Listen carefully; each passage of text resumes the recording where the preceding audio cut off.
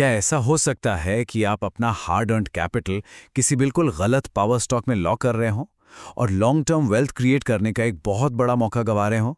देखिए, मार्केट में आजकल टाटा पावर, अडानी पावर और एनटीपीसी की बहुत ज़्यादा हाइप देखने को मिलती है। लेकिन रियलिटी ये है कि इनमें से एक स्टॉक आपके लिए मल्टी बैगर वेल्थ क्रिएट कर सकता है, जबकि दूसरा शायद आपके कैपिटल को सालों साल के लिए ब्लॉक कर दे। आज के इस खास डीप डाइव में हम इंडिया के इसी सबसे बड़े वेल्थ ट्रांसफर को डिकोड करने वाले हैं। तो आखिर स्मार्ट चॉइस है कौन सी?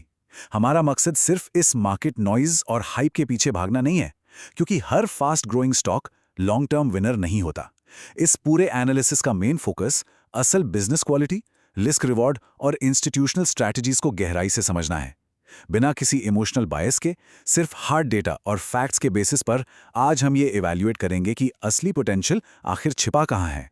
एक टाइम था जब आईटी सेक्टर को इंडिया की ग्रोथ का सबसे बड़ा इंजन माना जाता था, राइट? लेकिन अब गेम पूरी तरह पलट चुका है। पावर सेक्टर अब मार्केट का नया मेगा इंजन बन गया है। ऐसा इसलिए है क्योंकि नेक्स्ट जनरेशन टेक्नोलॉजी को पावर देने के लिए जो बेसिक इंफ्रास्ट्रक्चर चाहिए वो बहुत तेजी से बदल रहा है। बिना पावर के फ्यूचर की कोई भी टेक्नोलॉजी काम ही नहीं कर सकती। अब सवाल ये है कि 24 घंटे इलेक्ट्रिसिटी की डिमांड इतनी अग्रेसिवली क्यों बढ़ रही है? इसके पीछे 4 बहुत बड़े मैक्रो ट्रेंड्स हैं। एआई और बड़े बड़े सर्वर फार्म्स, एक्सपैंड होता हुआ EV ecosystem, massive data centres और पूरे देश में चल रहा इंफ्रास्ट्रक्चर और मैन्युफैक्चरिंग बूम। इन सभी मैक्रो सेक्टर्स को अगले पूरे डेकेड तक लगातार पावर सप्लाई चाहिए, और यही वो मैसिव डिमांड है जो इस पूरे सेक्टर को ड्राइव कर रही है। चलिए अब सीधा डेटा पर आते हैं। ये कोई नॉर्मल कंपैरिजन नहीं है, बल्कि एक इंस्टीट्यूशनल ग्रेड डेटा व्यू है। मार्केट कैप, डेट लेवल और डिविडेंड स्ट्रेंथ से लेकर वोलेटिलिटी और स्मार्ट मनी व्यू तक हर क्रिटिकल मेट्रिक को यहां ऑब्जेक्टिवली एनालाइज किया गया है। रिटेल सेंटिमेंट को थोड़ी देर के लिए साइड में रखते हैं और सिर्फ इन हार्ड मैट्रिक्स के आधार पर समझते हैं कि असल में कौन सा स्टॉक किस इन्वेस्टर प्रोफाइल के लिए सबसे ज्यादा सूटेबल है। तो डिकोड करना शुरू करते हैं इस सेक्टर के सबसे बड़े जायंट से, एनटीपीसी। मार्केट इसे प्यार से द एलिफेंट यानी हाथी कहता है। ये एक गवर्नमेंट बैक्ड, स्टेबल और मैसिव प्लेयर है। अब देखिए, एक हाथी की तरह इसकी रफ्तार भले ही आपको धीमी लगे, लेकिन इसकी ताकत और कैपिटल सेफ्टी सच में बेजोड़ है। जहां रिस्क मैनेजमेंट की बात आती है, वहां ये नाम सबसे ऊपर आता है। मार्केट में एक आउटडेटेड नैरेटिव चलता है कि पीएसयू स्टॉक्स बहुत सुस्त होते हैं, ये टाइम के साथ इवॉल्व नहीं होते। लेकिन एनटीपीसी के केस में ये एक बहुत बड़ी गलतफहमी है। ये अब सिर्फ एक ट्रेडिशनल थर्मल पावर प्लांट नहीं रहा। आज की डेट में ये ग्रीन एनर्जी और रिन्यूएबल एक्सपेंशन में बहुत एग्रेसिवली स्केल कर रहा है, जो इसे फ्यूचर के लिए पूरी तरह रेलेवेंट बनाता है। तो स्मार्ट मनी यानी बड़े इंस्टीट्यूशंस एनटीपीसी को कैसे यूज करते हैं? उनका सीक्रेट है डिविडेंड स्टेबिलिटी। वो इस स्टॉक को इसके कंसिस्टेंट कैश फ्लो के लिए अपने पोर्टफोलियो में रखते हैं। जब भी मार्केट क्रैश होता है या हाई वॉलेटिलिटी आती है, तो ये स्टॉक एक बेहतरीन डिफेंसिव शॉक एब्जॉर्बर का काम करता है।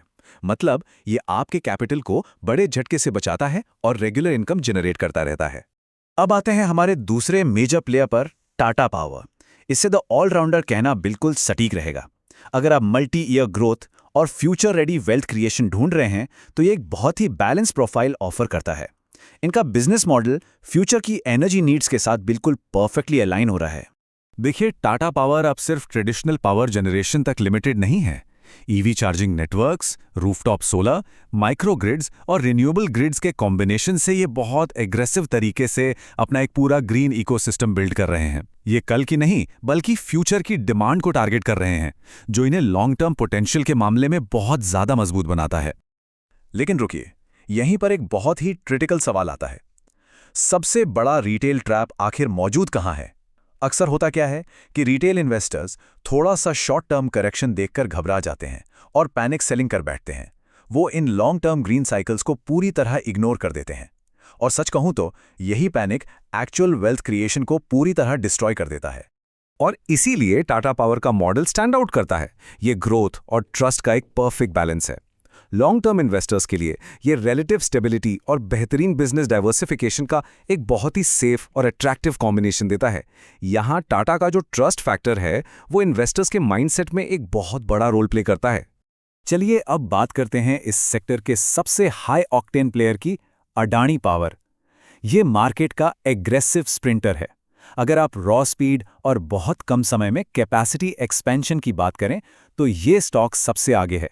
ये एक प्योर हाई ग्रोथ और हाई रिस्क प्ले है, जहां चीजें बहुत तेजी से मूव करती हैं। लेकिन यहां एक बहुत ही सीरियस वार्निंग है जिसे आप बिल्कुल भी इग्नोर नहीं कर सकते। Extreme volatility. यहां हाई रिवॉर्ड है तो रिस्क भी बिल्कुल उतना ही हाई है। ये stock global reports, political narratives और मार्केट न्यूज़ पर बहुत ही शार्प और एग्रेसिव रिएक्ट करता है। यहाँ एक छोटी सी न्यूज़ भी सेंटिमेंट में बहुत बड़े स्विंग्स ला सकती है। इसीलिए इस स्टॉक के साथ हैंडल विथ केयर वाली अप्रोच मस्ट है। 25 से 30% तक के सडन करेक्शंस यहाँ काफ़ी कॉमन हो सकते हैं। अगर आपके अंदर हाई इमोशनल वॉलेटिलिटी सहने की टॉलरेंस नहीं है, तो ये सेंटिमेंट ड्रिवन मूवमेंट्स आपके पोर्टफोलियो को बुरी तरह डैमेज कर सकते हैं। आसान शब्दों में कहें तो ये स्टॉक कमजोर दिल वालों के लिए बिल्कुल नहीं है। तो पिक्चर बिल्कुल क्लियर है। जिन्हें सिर्फ कैपिटल प्रोटेक्शन और सेफ्टी चाहिए, उनके लिए एनटीपीसी एक बेहतरीन डिफेंसिव शील्ड की तरह काम करता है। और जिनका रिस्क एपेटाइट सच में बहुत हाई है, जो प्योर एग्रेसिव ग्रोथ का एक्सपोजर चाहते हैं, उनके लिए अडानी पावर एक रोल प्ले कर सकता है। चॉइस पूरी तरह से आपकी अपनी रिस्क लेने की क्षमता पर निर्भर करती है। अब एक बहुत ही पावरफुल कॉन्सेप्ट को समझते हैं, स्मार्ट मनी एलोकेशन। और हाँ, अगर आपको ये फैक्चुअल डीप डाइव अब तक वैल्यूएबल लग रहा है तो एक सेकंड निकालकर वीडियो को लाइक जरूर कर दें। तो देखिए, इंस्टीट्यूशनल पैसा कभी भी अपना सारा फंड एक ही वॉलेटाइल स्टॉक में डंप नहीं करता।